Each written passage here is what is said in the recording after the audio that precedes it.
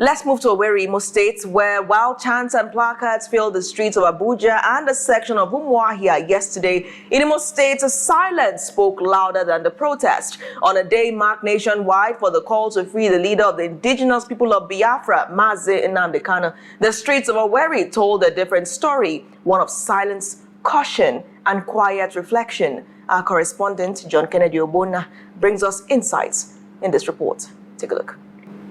Owerri woke up to calm streets and quiet markets on a day many expected nationwide demonstrations over the continued detention of the detained IPOB leader, Nnamdi Kanu. Across Nigeria's capital city, Abuja, protesters carried placards demanding the release of the detained IPOB leader, Nnamdi Kanu.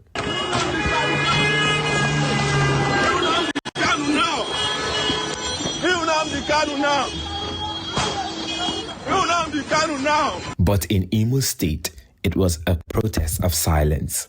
For Chinedu, a dry cleaner at Umuahia in Nekede, protest is a collective movement and he can't come out alone for the planned protest. Protest, Nigeria, I'm Nigeria, we don't get one mind. I'm a guy, you better not become. So, I want to put on my brother. If they kill me for that, my brother today here, they enjoy. The guys. So, more I ever got there is to risk my life.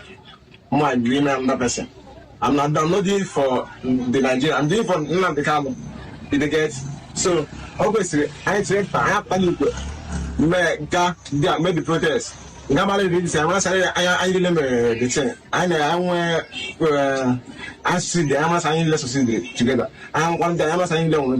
Just a few streets away, a hairstylist named Stanley said it is better to remain in his business place than to step out for a protest. I don't know what they are doing. I don't know what the protest is all about. So I don't think I can risk my life for that. It's better I sit in my shop and watch them. This isn't the first time Imo residents have sat out in nationwide protest. Many here say the fear of violence or even being misunderstood has made them choose safety over solidarity. As the day wore on, normal activities gradually picked up. Some traders opened for businesses, transporters resumed operations, and vehicular movement increased by evening. In Owerri, Johnkennedy Ogbonna reporting for Afia TV.